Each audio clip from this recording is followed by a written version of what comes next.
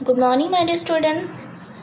तो पिछले क्लासेस में हम तुम्हारे टेक्स्ट बुक से कुछ सब्जेक्ट पढ़ चुके थे, तो इसीलिए आज मैं तुम्हारा एक ग्रामर क्लास लूँगी।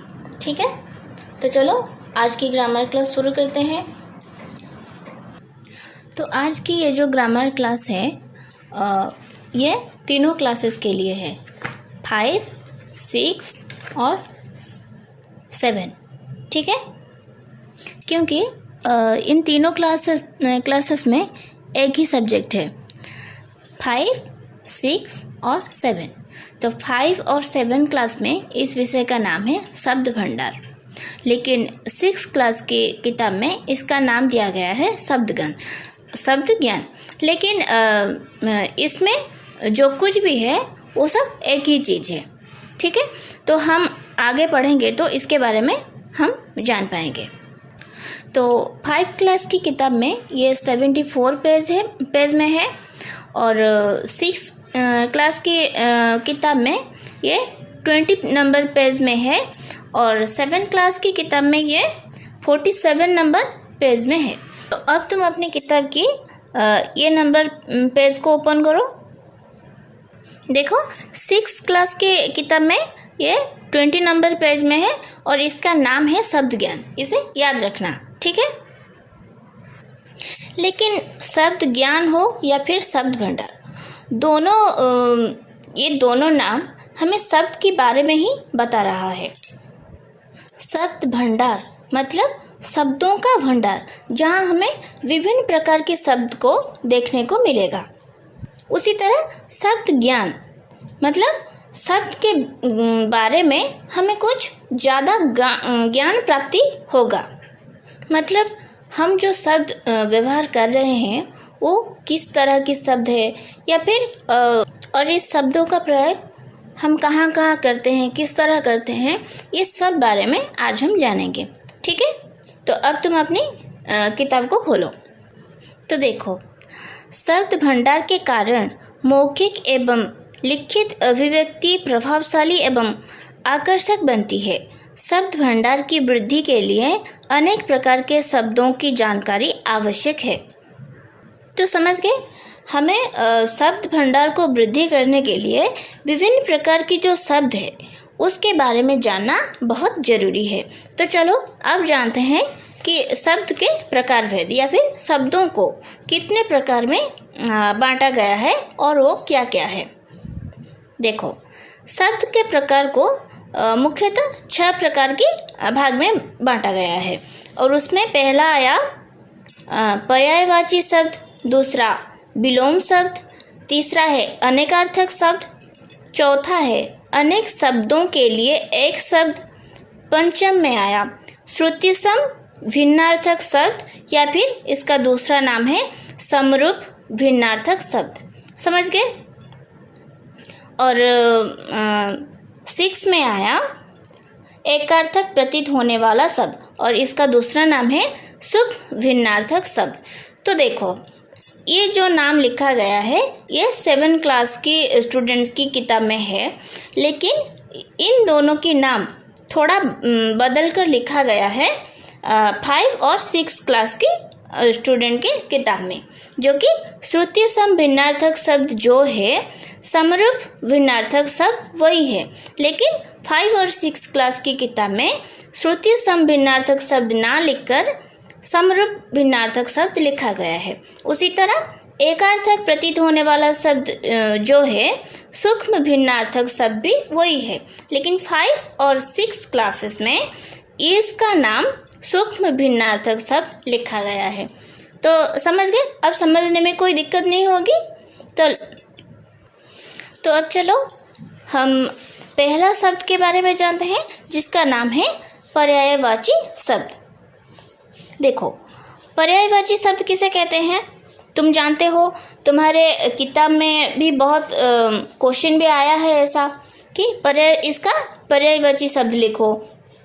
तो तुम्हें इस बारे में समझने में ज़्यादा मुश्किल नहीं होगी कि पर्यायवाची शब्द किसे कहते हैं।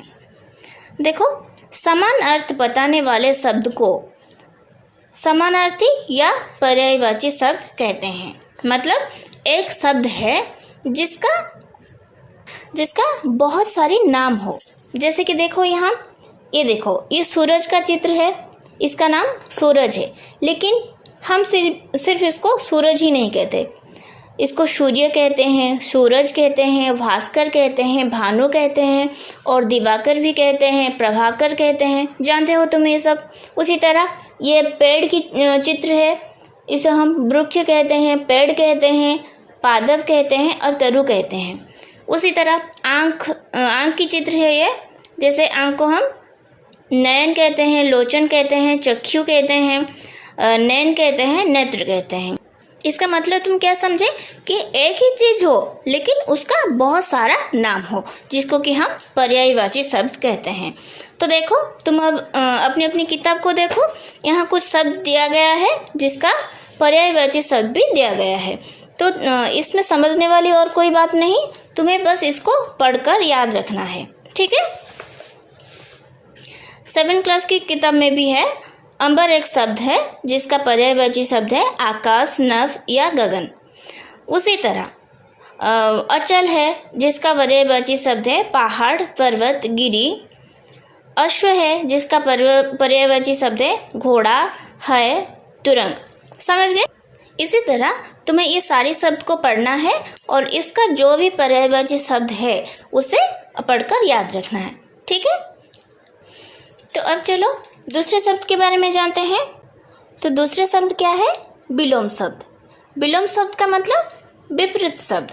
तुम इस बारे में बहुत अच्छी तरह से जानते हो। तो देखो, विपरीत अर्थ प्रकट करने वाले शब्दों को विलोम या फिर विपरीतार्थ बोधक शब्द कहते हैं।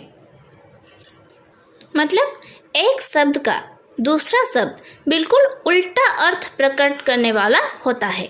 जैसे कि दिन का विपरीत क्या होता है? रात। खुशबू का बदबू। उसी तरह गर्मी का विपरीत होता है सर्दी, जो कि पहले शब्द का बिल्कुल उल्टा है, विपरीत है। उसी तरह अधिक में कम, शांति में अशांति, सज्जन में दुर्जन।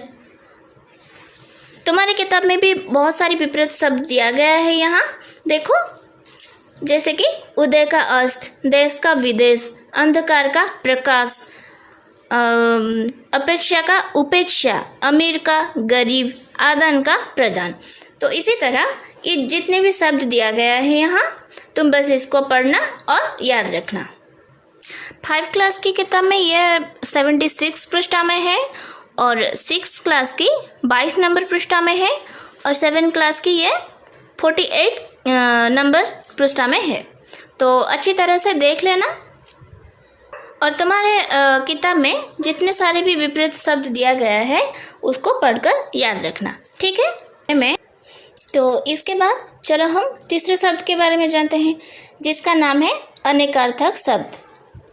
तो देखो, 5 और 7 क्लास की किताब में विपरीत शब्द के बाद अनेकार्थक शब्द के बारे में दिया गया है, जो कि 5 क्लास की किताब में 78 नंबर पेज में है और 7 क्लास की किताब में 49 नंबर पेज में है।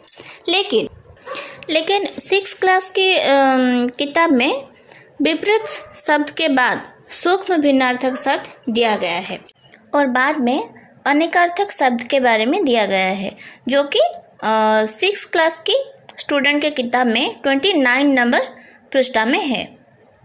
तो पहले हम अनेकार्थक शब्द के बारे में पढ़ लेते हैं और बाद में सूक्ष्म भिन्नार्थक शब्द के बारे में पढ़ेंगे, ठीक है। तो 6 क्लास की स्टूडेंट्स, अब तुम अपनी किताब की 29 नंबर पृष्ठा को खोलो। तो अनेकार्थक शब्द किसे कहते हैं?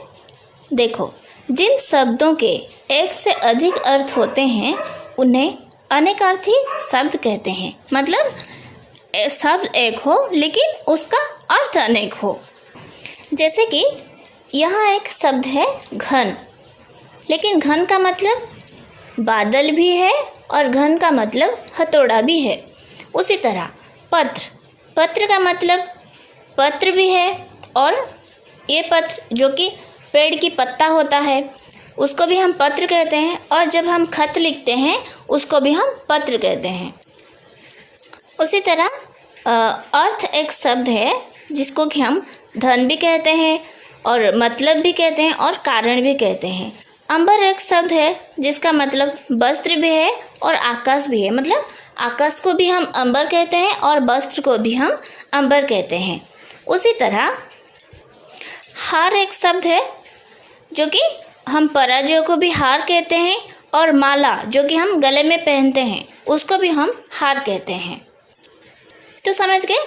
इसी तरह तुम्हारी किताब में बहुत सारी शब्द दिया गया है और उसका जितना भी अर्थ है वो सब उसके पास में ही दिया गया है। तुम उसको देखना और पढ़ के अच्छी तरह से याद रखना, ठीक है। तो आज के लिए इतना ही। हम बाकी जो शब्द रह गया हम उसको नेक्स्ट क्लास में पढ़ेंगे, ठीक है। तो चलती हूँ।